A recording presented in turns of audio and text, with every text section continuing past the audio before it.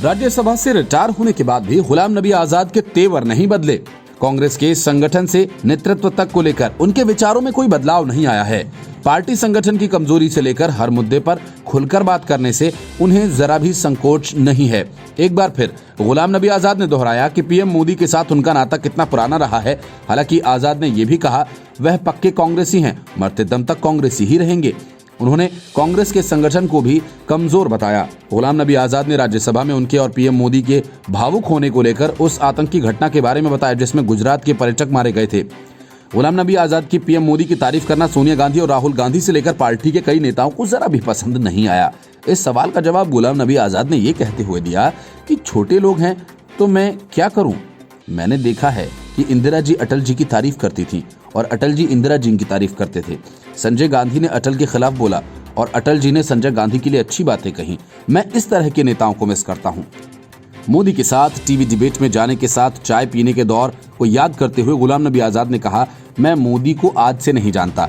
उन्हें पता है मैं पक्का कांग्रेसी हूं और मुझे पता है कि वो पक्का बीजेपी वाले हैं। वह जानते हैं ये बीजेपी में नहीं आएंगे और मैं जानता हूं कि वह कांग्रेस में नहीं आएंगे।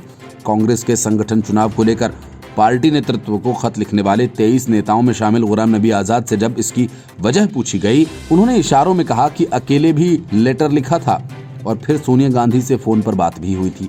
आजाद ने आगे कहा कि जिन लोगों ने कांग्रेस का इतिहास नहीं पढ़ा उन्हें विद्रोह लगता है।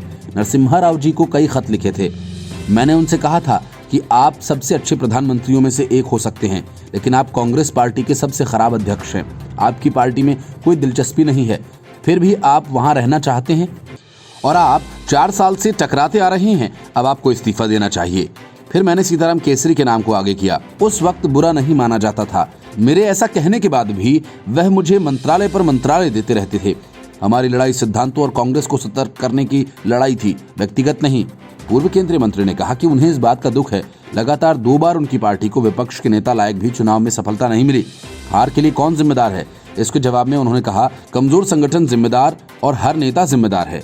संगठन को हर स्तर पर मजबूत करने पर जोर देते हुए उन्होंने ये भी कहा, कांग्रेस पार्टी और गांधी परिवार को अलग नहीं किया जा सकता है और यदि गांधी परिवार को हटा भी दिया जाए तो इससे हालात नहीं बदलेंगे।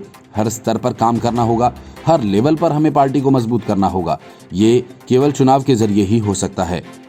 आर्टिकल 370 को खत्म किए जाने पर गुलाम नबी आजाद ने कहा, उन्होंने कभी सोचा भी नहीं था, लेकिन यदि कभी सोचा भी था कि कोई बीजेपी नेता करेगा, क्योंकि बहुत पुरानी मांग थी, लेकिन यह नहीं सोच सकता था कि स्टेट को यूटी बना देंगे। ये किसी दरोगा को सिपाही बना देना जैसा है। Report, news of India.